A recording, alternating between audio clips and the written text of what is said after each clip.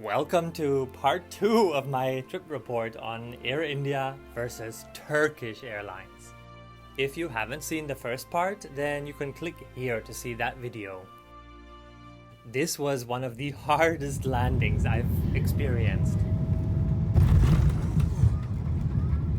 There was no landing flare whatsoever. İstanbul'a hoş geldiniz. Istanbul's old international airport, Atatürk, couldn't keep up with demand anymore. This new airport opened in 2018, and all commercial flights from Atatürk were transferred here in April 2019. This airport will most likely be among the 10 busiest airports in the world by passenger count, comparable in numbers to London Heathrow. And it is a beauty of an airport. But let's go to the lounge. The old Turkish lounge at Atatürk was already one of my top 5 lounges. So let's see how this one compares.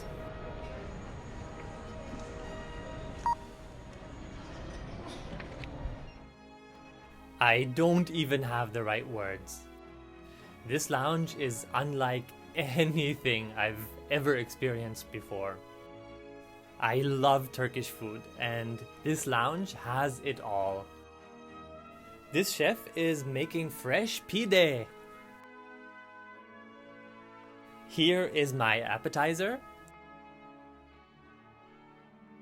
and main course.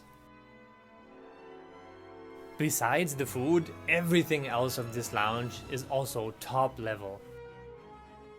There is a cinema, a place to watch news, and plenty activities for children to play.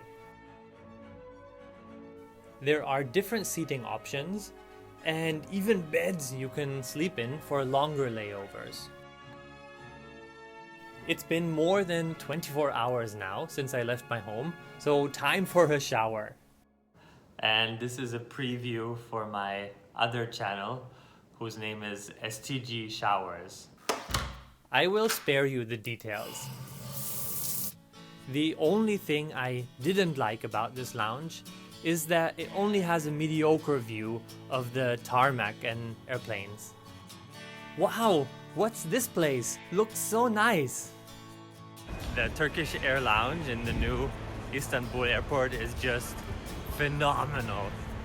The old one was already fantastic, and Turkish Airlines has outdone themselves. Time for some plane spotting. I love airplanes. My last flight of the day is on a 7-year-old Boeing 737. Economy is in a 3-3 layout. This 737 has IFEs in economy. Wow, cool! Pitch is not bad. It's comparable to what I experienced on Air India's A320. Emirates!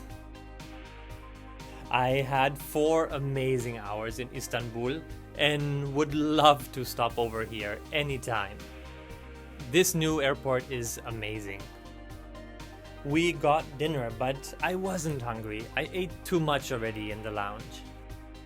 This flight will take 2.5 hours. Now we are flying over the Black Sea. I slept for a bit, and when I woke up, we were descending into Baku. Do you know that feeling when you arrive in a new country for the first time after a long trip? I felt a sudden surge in energy and excitement. I already got my eVisa for Azerbaijan, which cost about 25 USD online, and immigration was very quick. 28 hours after leaving Singapore, I'm here in Baku, Azerbaijan. This is my first time in the Caucasus. So, Air India versus Turkish Airlines. Who has won my heart? Turkish Airlines. They had a great seat pitch on the 777, and an okay seat pitch on the 737. The onboard food sadly was mediocre, but the lounge in Istanbul was an experience on its own. And I liked that there was an IFE even on the narrow body aircraft. I have flown with Turkish Airlines a few times before, and my experience with them was always superb. Air India, I have to say, wasn't bad. I didn't like that there was no early check-in in Changi. There was no announcement that the flight would be late, and there was no IFE on the narrow body. But on the positive side, seat pitch wasn't bad, and the food in economy was fantastic. The GVK lounge in Mumbai was excellent, and note that this lounge is used by both Turkish Airlines and Air India. As for Air India, this was my first time flying with them. I would love to give them another chance, especially on a long-haul flight. Overall, I had a great trip with both of these airlines. Alhamdulillah.